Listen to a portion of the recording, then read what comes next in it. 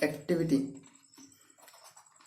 तो थिक्सोट्रॉपी तो प्रॉपर्टी है कि सॉइल के स्ट्रेंथ ग्रहण करने से संबंधित, और एक्टिविटी जो है प्रॉपर्टी है सॉइल के स्वेलिंग और श्रिंकेज से संबंधित, है ना। और सेंसिटिविटी जो प्रॉपर्टी है वो सॉइल के स्ट्रेंथ से संबंधित है। तो ये जो तीनों हैं ये इम्पोर्टेंट है और इसको जो है ध्यान में रखना है। आप जो है इनको जरूर ध्यान में रखना, क्योंकि ऑब्जेक्टिव में इनको कोई याद नहीं रखता, क्योंकि इधर से पढ़ते पढ़ते आ रहे हैं, ये लास्ट हो रहा है चैप्टर का, तो इस वजह से इसको ध्यान में ज़्यादा नहीं रखते हैं। लेकिन जो है एग्जाम में यही पूछता है, तो हम जो है एक्टिविटी लिखते हैं ACTIVITY, ठीक है। तो एक्टिविटी क्या है, पहले इसकी हम डेफिनेशन लिखते हैं।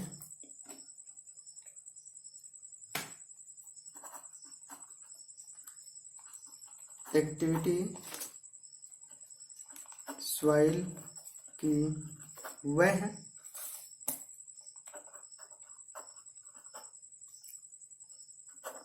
PROPERTY, ठीक है ना, प्रॉपर्टी सही लिख लेना आप लोग। तो एक्टिविटी सॉइल की वह प्रॉपर्टी है जिसके द्वारा पानी मिलाने अथवा पानी कम करने से सॉइल के स्वेल मतलब क्या होता है, स्वेलिंग, यानी कि स्वेल मतलब फूलना, ठीक है ना, यहाँ पे लिख दे रहे हैं फूलना। तो स्वेल होने या श्रिंक, SHRINK, श्रिंक यानी कि संकुचित ना, संकुचित मतलब सिकुड़ना, ठीक है ना। स्वेलिंग मतलब फूलना और श्रिंक मतलब सिकुड़ना। तो स्वेल होने या श्रिंक होने के बारे में जानकारी प्राप्त होती है। तो एक्टिविटी जो है सॉइल की वह प्रॉपर्टी है जिसके द्वारा हमें सॉइल के श्रिंकेज होने और स्वेलिंग होने के बारे में पता चलता है। तो जिस सॉइल की जो है एक्टिविटी ज़्यादा होगी, यानी कि वो वाली सॉइल जो है वाटर के संपर्क में आएगी तो जल्दी से जो है स्वेलिंग हो जाएगी, और वाटर निकालेंगे तो जल्दी से क्या होगी, सिकुड़ जाएगी, है ना। जल्दी से नहीं मतलब बहुत ज़्यादा, समझ पा रहे हो। जल्दी तो वो टाइम के रिस्पेक्ट में हो गया कि क्विकली, जल्दी से नहीं, वाटर के संपर्क में आएगी तो बहुत ज़्यादा स्वेलिंग होगी, यानी कि बहुत ज़्यादा फूल जाएगी। अगर वाटर में कमी होने लगेगी तो बहुत ज़्यादा सिकुड़ जाएगी, समझ पा रहे हो। ऐसे हम लोग गांव में देखते हैं, करेली माटी जिसको बोलते हैं ना, जो गांव में रहते होंगे वो लोग समझ पा रहे होंगे, करेली माटी, चिकनी मिट्टी। तो वो जो है सॉइल जो होती है उसकी एक्टिविटी बहुत ज़्यादा होती है। वाटर के संपर्क में जब आएगी तो बहुत ज़्यादा फूल जाती है, और वाटर जब उसमें कमी होने लगेगी तो बहुत ज़्यादा श्रिंक हो जाती है। तो आप देखेंगे ना तो वो जो है क्रैक्स पड़ जाते हैं, ठीक है, समझ पा रहे हो। जैसे हम क्या बोलते हैं उसको, मतलब जो करेली मिट्टी होती है जब उसमें वाटर की कमी होने लगती है तो सिकुड़ जाती है और उसमें क्या होती है, दरार पड़ जाते हैं। तो एक्टिविटी को जो है हम एक्टिविटी नंबर के आधार पे जो है समझते हैं, डिनोट करते हैं, और उसी नंबर के अनुसार जो है हम लोग समझते हैं, ठीक है। तो ACTIVITY एक्टिविटी को एक्टिविटी नंबर के आधार पर समझते हैं, समझ रहे हो। तो इसे हम एक्टिविटी नंबर के आधार से जो है समझते हैं। अभी ये एक्टिविटी का जो है फार्मूला क्या होता है, ठीक है ना।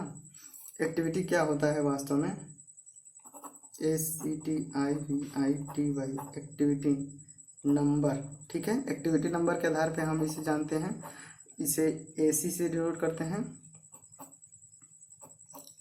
और activity number is equal to होता है प्लास्टिसिटी इंडेक्स अपन में फाइनल परसेंटेज ऑफ क्ले, ठीक है। तो ये इसका जो है फार्मूला होता है, activity number is equal to plasticity index upon में फाइनल परसेंटेज ऑफ क्ले। समझ पा रहे हो। तो देखो इसको मैं दोबारा से यहाँ पे लिखता हूँ अच्छे तरीके से। एक्टिविटी नंबर है ना, activity number is equal to, दिख रहा होगा, चलो मैं ऊपर कर देता हूँ, अब दिख रहा होगा। तो activity number is equal to क्या होता है, प्लास्टिसिटी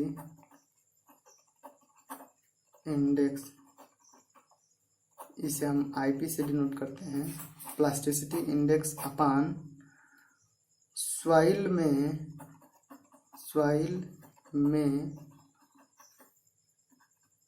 उपस्थित, ठीक है, सॉइल में उपस्थित 0.002 mm मिलीमीटर, या इसी को कहते हैं 0.2 mm को कहते हैं 2 माइक्रोन, ठीक है, से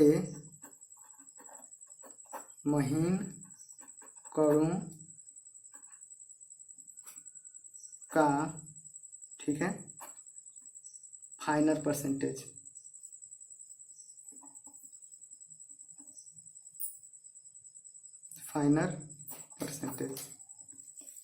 ठीक है।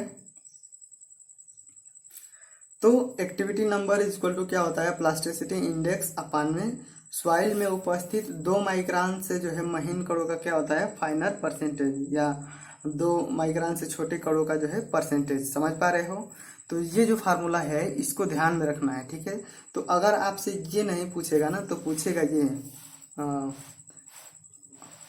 दिख रहा होगा ना। तो अगर आपसे, रुक जाओ एक बार मैं देख लेता हूँ, ठीक है।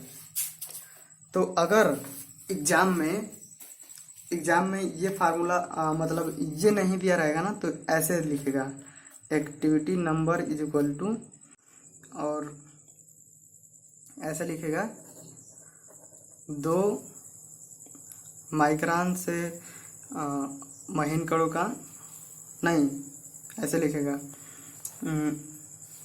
फाइनल 2 माइक्रोन से महीन छोटे, क्या लिखेगा यार,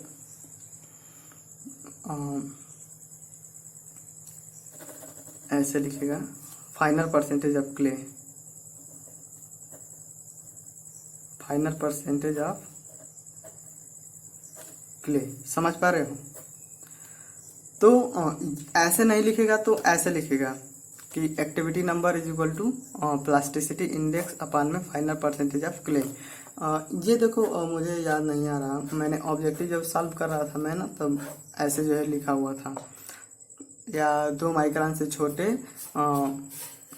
कणों का जो 2 माइक्रोन से छोटे क्ले का फाइनल परसेंटेज, ठीक है, उसमें क्ले रहेगा जरूर। और जो क्ले होता है ना तो क्ले की साइज ही होती है 2 माइक्रोन से छोटे। क्ले की साइज क्या होती है, 2 माइक्रोन से छोटे कण होते हैं जो क्ले के कण होते हैं। देखो जब हम सॉइल का क्लासिफिकेशन पढ़ेंगे तो अगर उसमें जो सॉइल के पार्टिकल हैं अगर वो 2 माइक्रोन से छोटे हैं तो उसे हम क्या कहेंगे, क्ले कहेंगे। तो यहाँ पे हम लिख रखे हैं कि सॉइल में उपस्थित 0.002 mm या 2 माइक्रोन से महीन कणों का फाइनल परसेंटेज। तो 2 माइक्रोन से छोटे कह रहा है यहाँ पे। तो हम जब क्लासिफाई करते हैं तो सॉइल के पार्टिकल अगर 2 माइक्रोन से छोटे हैं तो उसे हम क्या कहते हैं, क्ले। तो यहाँ पे हम कह सकते हैं कि क्ले का क्या होगा, फाइनल परसेंटेज। तो activity number is equal to plasticity index upon में फाइनल परसेंटेज ऑफ क्ले। इसको जो है ध्यान में रखना है भैया, मैंने तो बता दिया कि क्या होता है। अब देखो तो ये जो है स्वेलिंग होने और श्रिंकेज होने के बारे में जो है इससे जो है हमें पता चलती है। अब किस सॉइल को हम जो है एक्टिविटी नंबर कितनी रहेगी तो हम किस सॉइल को क्या कहेंगे, कि एक्टिव है या सेंस नॉर्मल एक्टिव है या इनएक्टिव है, समझ पा रहे हो। तो अगर एक्टिविटी नंबर का मान 0.75 से अगर कम है तो उसे हम कहेंगे इनएक्टिव, INACTIVE, इनएक्टिव, ठीक है ना। ये क्या है, स्वाइल है।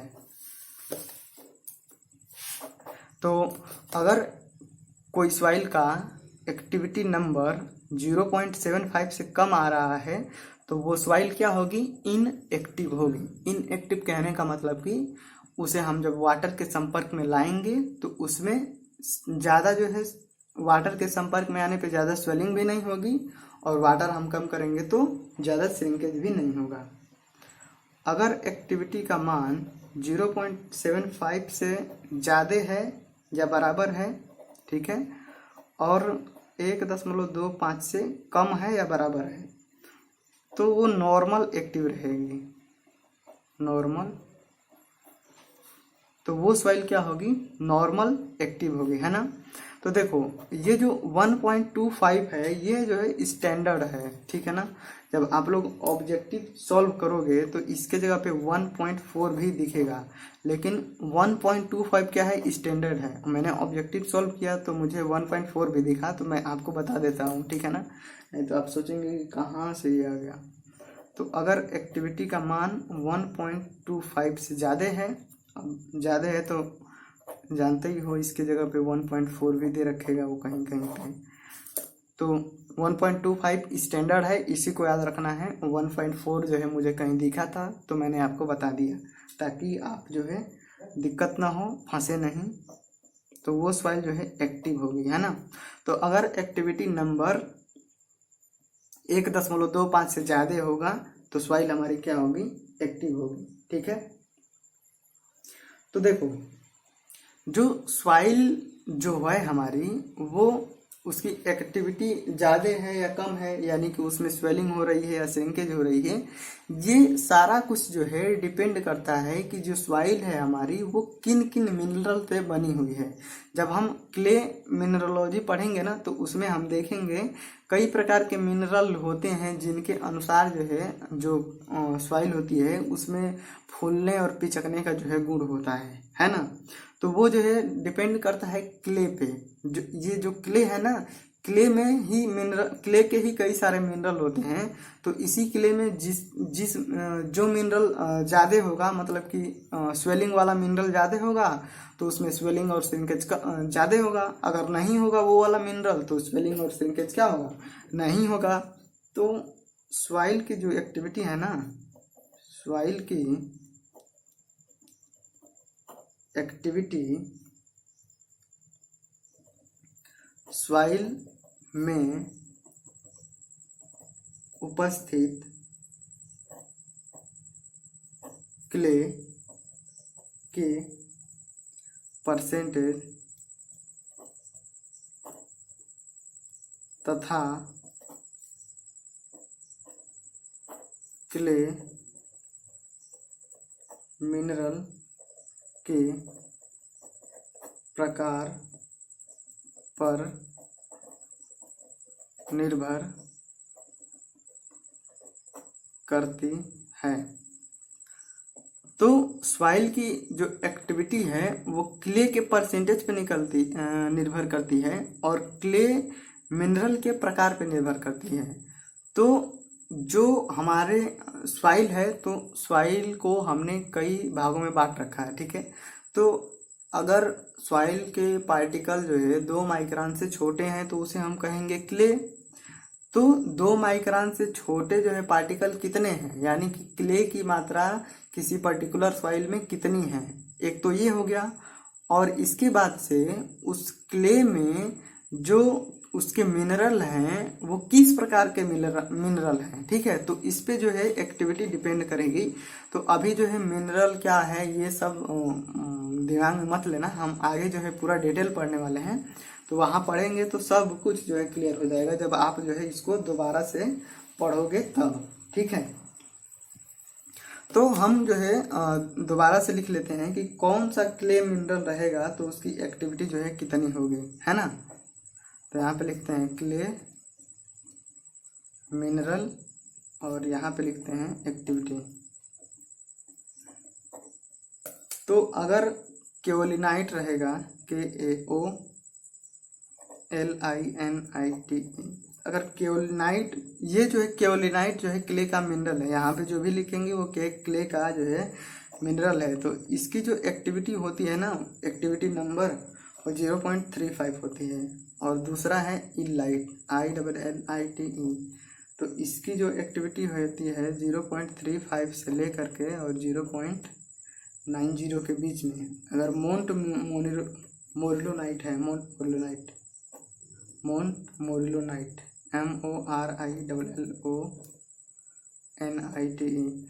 ये जो है तीनों जो है क्ले के मिनरल हैं, केओलिनाइट, इलाइट, मोरिलोनाइट। तो 0.90 से ये जो है 7.2 के बीच में जो है इसकी एक्टिविटी होती है, ठीक है ना, इन मिनरल की। तो इसको भी ध्यान में रखना है, एग्जाम में पूछता है, और इसको भी ध्यान में रखना है, एग्जाम में पूछता है। और ये जो फार्मूला लिखा है मैंने वो भी जो है ध्यान में रखना है, फार्मूला पूछता है। तो ये जो अभी मैंने लिखा यहाँ पे एक बार देख लेना आप लोग, ठीक है। अब यहाँ पे देखते हैं, तो अभी जो क्ले मिनरल और उसका जो एक्टिविटी हमने लिखा, तो ऐसे जो है ग्राफ में कुछ प्लॉट होता है। तो यहाँ पे क्ले फ्रैक्शन लिखते हैं, क्ले फ्रैक्शन यानी कि वो परसेंटेज है, कितना क्ले का परसेंटेज है, और यहाँ पे प्लास्टिसिटी इंडेक्स, ठीक है। तो ऐसे डिनोट करेंगे। तो ये हो गया, क्या हो गया, ये केओलिनाइट का हो गया, ये इलाइट का हो गया, और ये मोरिलोनाइट का हो गया, ठीक है। तो ये जो है 0.35 है, और ये 0.9 है, और ये 7.2 है, ठीक है ना। तो ये जो लाइन है इसके नीचे जो है क्या है, केओलिनाइट है, ठीक है। तो 0.35 से छोटा रहेगा तो केओलिनाइट रहेगा ना, NITE। अगर इस यहाँ तक रहेगा तो 0.35 से अगर 0.90 के बीच में रहेगा तो इलाइट रहेगा, ठीक है। और 0.9 से 7.2, ठीक है ना, 7.2, तो ये क्या रहेगा, मोरिलोनाइट, ठीक है। यहाँ पे समझ लेना आप लोग, पीछे मैंने लिखा है डिटेल में। तो इसका ग्राफ जो है कुछ ऐसा होता है, तो इसको जो है ध्यान में नहीं रखना है, ये ग्राफ मैंने आपको बता दिया, ठीक है। ये जो नंबर ध्यान रखना है, ये नंबर ध्यान में रखना है, ठीक। तो अगर किसी सॉइल में हम जो सबसे ज़्यादा जो एक्टिविटी होती है, यानी कि सॉइल जो है सबसे ज़्यादा स्वेलिंग और श्रिंकेज जो है मोरिलोनाइट क्ले मिनरल के उपस्थित होने के कारण ही जो है उसमें स्वेलिंग और श्रिंकेज का मान जो है ज़्यादा होता है। क्योंकि यहाँ पे आप देखो कि इसके जो है एक्टिविटी नंबर जो है, इसका एक्टिविटी नंबर सबसे क्या है, ज़्यादा है। तो स्वेलिंग और श्रिंकेज के लिए ज़्यादा जो है यही रिस्पॉन्सिबल होता है, ठीक है ना। तो अगर किसी भी क्ले मिनरल में, अब किसी भी क्ले में अगर मोरिलोनाइट की मात्रा ज़्यादा होगी तो उसका एक्टिविटी नंबर ज़्यादा होगा, और एक्टिविटी नंबर ज़्यादा होगा तो सॉइल हमारी ज़्यादा सॉइल हमारी ज़्यादा फूल जाएगी। अगर वाटर कंटेंट को बढ़ाएंगे तो, अगर वाटर कंटेंट को कम करेंगे तो ज़्यादा क्या होगी, श्रिंक कर जाएगी, ठीक है। तो इस बात को जो है हम क्या करते हैं कि लिख लेते हैं। वीडियो तो आधे घंटे का हो गया है, ठीक है ना। तो परेशान मत होना, 10 मिनट और लग सकते हैं, 10 मिनट 15 मिनट कुछ भी। तो यहाँ पे हम कह सकते हैं कि जिस सॉइल में मोरिलोनाइट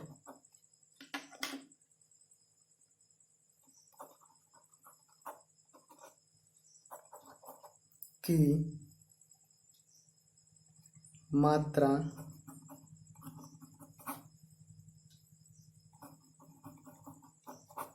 ज़्यादा होगी उसकी एक्टिविटी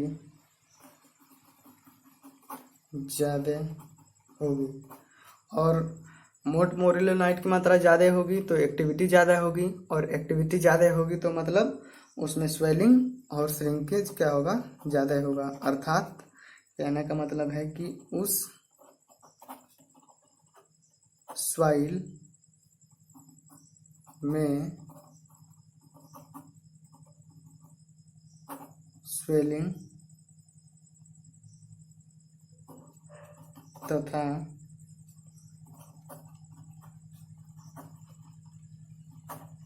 श्रिंकेज होने की क्षमता ज़्यादा होगी। ठीक है, तो ये जो हमारे जो क्ले है, क्ले के जो मिनरल हैं, वैसे तो क्ले के ढेर सारे मिनरल होते हैं। यहाँ पे हम केवल 3 ही मिनरल को पढ़ते हैं क्योंकि यही ज़्यादा इम्पोर्टेंट है। ठीक है ना, एग्जाम में भी यही पूछता है। ज़्यादा पीएचडी हम लोग को नहीं करना है। अगर करना है भैया आपको तो आप जो है बुक पढ़ना। ठीक है, तो ये जो यही जो 3 मिनरल हैं ये ज़्यादा जो है पूछे जाते हैं एग्जाम में, तो इसी वजह से मैंने यही पढ़ा है। तो मोंट-मोरिलोनाइट होता है, उसकी एक्टिविटी नंबर ज़्यादा है, और एक्टिविटी नंबर ज़्यादा है यानी कि मोंट-मोरिलोनाइट जिस क्ले में उपस्थित होगा उसकी स्वेलिंग होने की और श्रिंकेज होने की क्षमता जो है क्या होगी, ज़्यादा होगी। तो अगर हम बात करें कि क्ले है, सिल्ट है, सैंड है, ग्रेवल है, तो इसमें किसकी एक्टिविटी ज़्यादा है और उसमें जो है किसकी सेंसिटिविटी ज़्यादा है ना। तो एक्टिविटी और सेंसिटिविटी का हम जो है क्रम लिख लेते हैं। ठीक है, तो अगर हम एक्टिविटी की बात करेंगे ACTIVITY, तो अगर एक्टिविटी की बात करेंगे तो क्ले की एक्टिविटी क्या होगी, ज़्यादा होगी। फिर इसके बाद से क्या होगी, सिल्ट की होगी। फिर इसके बाद से क्या होगी, सैंड की होगी। समझ पा रहे हो। और इसके बाद से सेंसिटिविटी की बात करेंगे, सेंसिटिविटी की बात करेंगे तो जो क्ले होगी इसकी सेंसिटिविटी ज़्यादा होगी। फिर जो है सिल्ट की ज़्यादा होगी। फिर इसके बाद से क्या होगी, सैंड की ज़्यादा होगी, है ना। अब देखो थोड़ा सा टाइम देना आप लोग, मैं आपको अभी यही समझा देता हूँ। देखो सेंसिटिविटी तो स्ट्रेंथ से रिलेटेड है, और एक्टिविटी क्या है कि स्वेलिंग और श्रिंकेज से रिलेटेड है। ठीक है, अब देखो जब हम सॉइल के स्ट्रेंथ की बात करते हैं ना, तो सॉइल की स्ट्रेंथ जो है हम बात करते हैं शियर स्ट्रेंथ की। समझ पा रहे हो। सॉइल में टेंसाइल स्ट्रेंथ की बात हम नहीं करते, और कंप्रेसिव स्ट्रेंथ की भी बात उतना नहीं करते। हम मुख्य रूप से शियर स्ट्रेंथ की बात करते हैं। तो जो सॉइल की स्ट्रेंथ है ना, सेंसिटिविटी जो है स्ट्रेंथ को डिनोट करता है। तो जो शियर स्ट्रेंथ होता है वो 3 तरह से आता है। ठीक है, एक तो आता है कि जो सॉइल के पार्टिकल है उनके इंटरलॉकिंग के कारण। दूसरा आता है कि सॉइल के पार्टिकल के बीच में फ्रिक्शन के कारण। ठीक है, और तीसरा होता है सॉइल के पार्टिकल जो हैं उनके बीच में जो है कोहेसिव फोर्स या एडहेसिव फोर्स का मान जो है कितना ज़्यादा है। ठीक है, अब यहाँ पे एक बात और समझ लेना कि कोहेसिव और एडहेसिव दोनों जो है आकर्षण बल है ना, एट्रैक्टिव फोर्स है। अगर अगर एक ही जाति के सॉइल के पार्टिकल के बीच में अगर आकर्षण हो रहा है तो उसे हम कोहेसिव कहेंगे, और अलग अलग जाति के सॉइल के पार्टिकल के बीच में अगर आकर्षण हो रहा है तो उसे हम एडहेसिव कहेंगे। ठीक है ना, तो ये होता है स्ट्रेंथ। तो ये जो सैंड है, सैंड के स्ट्रेंथ की अगर हम बात करेंगे तो सैंड में क्या होता है, इसमें एडहेशन नहीं होता है। समझ पा रहे हो, इसमें केवल इंटरलॉकिंग होती है और फ्रिक्शन होता है। ठीक है ना, तो सॉइल के पार्टिकल में जाहिर सी बात है स्ट्रेंथ कम होगा। सिल्ट में क्या होता है कि सिल्ट जो है ना सैंड और क्ले के बीच में है, यानी कि सिल्ट में सैंड के पार्टिकल भी हैं और क्ले के पार्टिकल भी हैं। तो सैंड की तुलना में इसमें क्ले के पार्टिकल थोड़े से ज़्यादा होने के कारण क्या होगा कि एडहेसिव फोर्स भी होगा। तो इस कारण इसमें स्ट्रेंथ का मान क्या होगा, वो ज़्यादा होगा। समझ पा रहे हो। और क्ले होता है तो क्ले में जो है एडहेसिव फोर्स भी होता है बहुत ज़्यादा, और इंटरलॉकिंग भी होता है, फ्रिक्शन फोर्स भी होता है। तो इसमें जो है स्ट्रेंथ सबसे ज़्यादा है। अब सेंसिटिविटी क्या है, तो सेंसिटिविटी तो अनडिस्टर्ब कंडीशन में स्ट्रेंथ अपान में डिस्टर्ब कंडीशन में स्ट्रेंथ की बात कर रहा है। तो सैंड में अगर हम सैंड को अनडिस्टर्ब कंडीशन में स्ट्रेंथ निकालेंगे और फिर इसके बाद से डिस्टर्ब करके स्ट्रेंथ निकालेंगे, और उन दोनों का अनुपात क्या होगा कि इसमें जो है बहुत ज़्यादा वैरी नहीं करेगा। ठीक है, पहले अनडिस्टर्ब कंडीशन में जितना उसकी स्ट्रेंथ थी उससे बहुत थोड़ा कम ही जो है अनडिस्टर्ब कंडीशन में जो है डिस्टर्ब कंडीशन में स्ट्रेंथ प्राप्त होगा। अगर हम सिल्ट में अगर सेंसिटिविटी निकालेंगे तो इनके जो स्ट्रेंथ में जो अंतर आएगा वो सैंड से थोड़ा ज़्यादा आएगा, समझ पा रहे हो ना। और क्ले की अगर हम बात करेंगे तो इसमें जो स्ट्रेंथ का डिफरेंस है वो बहुत ज़्यादा होगा। इस कारण से सेंसिटिविटी क्या होगी कि बहुत ज़्यादा होगी इसकी, समझ पा रहे हो। यानी कि अनडिस्टर्ब कंडीशन में इसकी स्ट्रेंथ जो होगी, ठीक है, और हम डिस्टर्ब करेंगे तो इसकी स्ट्रेंथ जो है बहुत कम आ जाएगी। ठीक है, अब जाहिर सी बात है कि इन दोनों का जो अनुपात निकालोगे तो सेंसिटिविटी क्या है, ज़्यादा आएगी, है ना। तो इस वजह से जो है इसका ये क्रम होता है। और एक्टिविटी भी एक्टिविटी क्या है, तो देखो सैंड में जो है जो एक्टिविटी जो है स्वेलिंग और श्रिंकेज होने की प्रॉपर्टी है ना।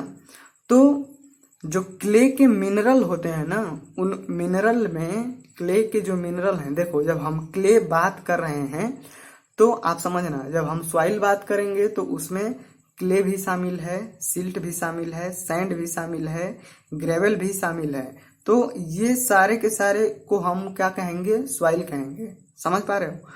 और जब मैं क्ले कह रहा हूं तो जिस सॉइल के पार्टिकल की साइज 2 माइक्रोन से छोटी होती है, यानी कि 0.002 mm, ठीक है ना। इधर मैंने लिखा था कहाँ गया, 0.002 mm। तो इससे अगर सॉइल के पार्टिकल छोटे हैं तो उन्हें हम क्या कहेंगे, क्ले कहेंगे। ठीक है, तो इनमें क्या होता है कि क्ले के मिनरल होते हैं, केओलिनाइट, इलाइट, मोंट, मोरिलोनाइट। मुख्य रूप से ये 3 मिनरल होते हैं। तो इनमें जो मोंट मोरिलोनाइट है, इसमें क्या होता है कि स्वेलिंग और श्रिंकेज होने की क्षमता क्या होती है, ज़्यादा होती है। अब ये कैसे ज़्यादा स्वेलिंग होता है और कैसे ज़्यादा श्रिंकेज होता है, जब हम क्ले मिनरलोजी पढ़ेंगे तो इसमें हम इसका स्ट्रक्चर पूरे तरीके से समझेंगे, तो आपको वहाँ पे समझ में आ जाएगा कि क्यों ये ज़्यादा जो है स्वेलिंग हो रहा है इसमें और क्यों इसमें जो है ज़्यादा श्रिंकेज हो रहा है ना। तो सैंड में जो है क्ले मिनरल जो है कम होते हैं, इस कारण ये जो है ज़्यादा स्वेलिंग और श्रिंकेज नहीं करता। आपने देखा है, आपने देखा होगा कहीं पे सैंड पड़ा रहता है तो उसमें अगर बारिश भी हो जाती है या नीचे से कहीं वाटर के संपर्क में भी आ जाता है तो वो ज़्यादा स्वेलिंग नहीं करता है। फिर सिल्ट में, क्योंकि इसमें जो है सैंड और सिल्ट दोनों के पार्टिकल सम्मिलित होते हैं, तो इसमें जो है स्वेलिंग और श्रिंकेज जो है थोड़ा सा ज़्यादा होने लगेगा। और क्ले है ये टोटली क्ले है, यानी कि 2 माइक्रोन से छोटे ही कण हैं इसके, तो इसमें क्ले मिनरल जो है ज़्यादा ही होंगे। तो इस कारण जो है इसमें क्या होता है, स्वेलिंग और श्रिंकेज जो है क्या होता है, ज़्यादा होता है। ठीक, अब हम जल्दी से कोलैप्सिबिलिटी क्या होता है इसको हम समझ लेते हैं। COLLAPSIBILITY।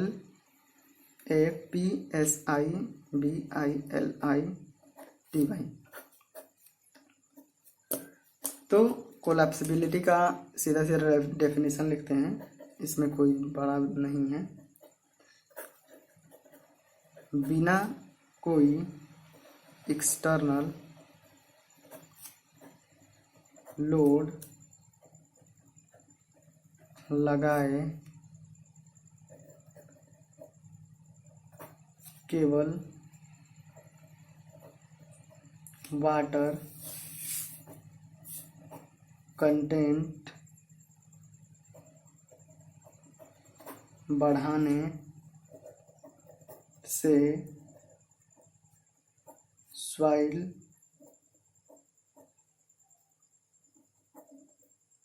COLLAPS कोलैप्स कर जाए तो इस गुण को कोलैप्सिबिलिटी कहते हैं। समझ पा रहे हो? तो कोलैप्सिबिलिटी है कि जैसे कोई सॉइल का, जैसे मान लो कि सॉइल है, उसका हमने डैम बनाया है, या ऐसे कोई सॉइल जो है, सॉइल का टीला है, ठीक है, तो उसमें हम बाहरी से कोई लोड नहीं लगाएंगे, केवल वाटर कंटेंट चेंज होगा। समझ पा रहे हो? जैसे कि मान लो बारिश हो गई ऊपर से या नीचे से, इसने वाटर सोख लिया कैपिलरी के कारण, तो वाटर कंटेंट बढ़ाने के कारण जो है क्या होगा कि सॉइल अचानक से कोलैप्स कर जाएगी। कोलैप्स का मतलब देहाती भाषा में आदमी कहते हैं भीला गई, तो अचानक से जो है वो पूरी ऐसे गिर जाए। जो लैंड स्लाइड होता है ना, लैंड स्लाइड होते हैं, तो वो तो उसमें तो सॉइल कोई भी फोर्सेज नहीं होता है। तो जब कभी कभी आप देखे होंगे, जब पहाड़ी एरिया में जब बारिश होती है, तो बारिश होने लगती है, तभी जो है लैंड स्लाइड जो है शुरू हो जाता है ना। तो वो जो है वाटर कंटेंट क्या होता है, बढ़ने लगता है। यानी कि जब वाटर आएगा तो वो पहाड़ों से सरकते हुए नीचे जाता है, तो पहाड़ जो है वाटर सोख लेते हैं। तो वाटर सोखने के कारण क्या होता है कि वो जो है कोलैप्स कर जाते हैं। उसमें बाहर से कोई भी एक्सटर्नल फोर्स कुछ नहीं लगता, ऑटोमेटिक केवल वाटर बढ़ने के कारण कोलैप्स हो जाता है। इसी को हम कोलैप्सिबिलिटी कहते हैं। तो बस इसको आप जान लेना, ये कोई पूछेगा नहीं। और यहाँ पे कंप्रेसिव स्ट्रेंथ के आधार पे जो है सॉइल को डिफाइन किया गया है, तो मैं लिख देता हूँ टाइप ऑफ सॉइल, और यहाँ पे लिखते हैं कंप्रेसिव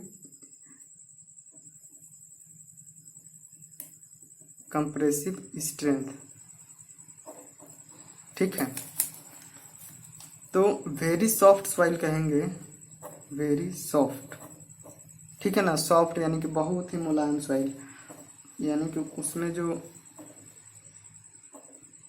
स्ट्रेंथ होगा उसका वो 25 किलो पास्कल पे क्या होगा, कम होगा। और सॉफ्ट जब हम कहेंगे तो 25 से लेकर के 50 किलो पास्कल के बीच में होगा, ठीक है। ये सारा जो है किलो पास्कल में मैं लिखूंगा। अगर मीडियम रहेगा तो मीडियम सॉइल हम कहेंगे, अगर कंप्रेसिव स्ट्रेंथ उसका 50 और 100 किलो पास्कल के बीच में रहेगा, उसे हम स्टिफ कहेंगे। ये सॉइल हमारी स्टिफ है अगर स्ट्रेंथ 100 से 200 किलो पास्कल के बीच में रहेगा, ठीक है। वेरी स्टिफ कहेंगे, वेरी स्टिफ कब कहेंगे, अगर 200 से 400 के बीच में रहेगा, ठीक है।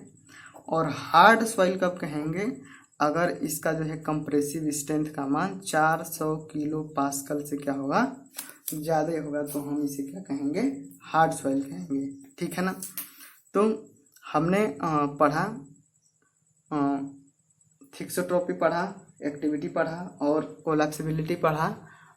इन सब के बारे में हमने अच्छे से पढ़ लिया। अगर आपको इन सबसे संबंधित जो है कुछ भी ना समझ में आया हो तो आप जो है कमेंट में ज़रूर पूछ लेना। और सिविल इंजीनियरिंग के जितने भी सारे सब्जेक्ट हैं उनमें से अगर आपको कोई भी डाउट हो रहा हो कहीं से भी, तो आप जो है पूछ सकते हैं, मैं उसे बताने की आपको कोशिश करूँगा, ठीक है।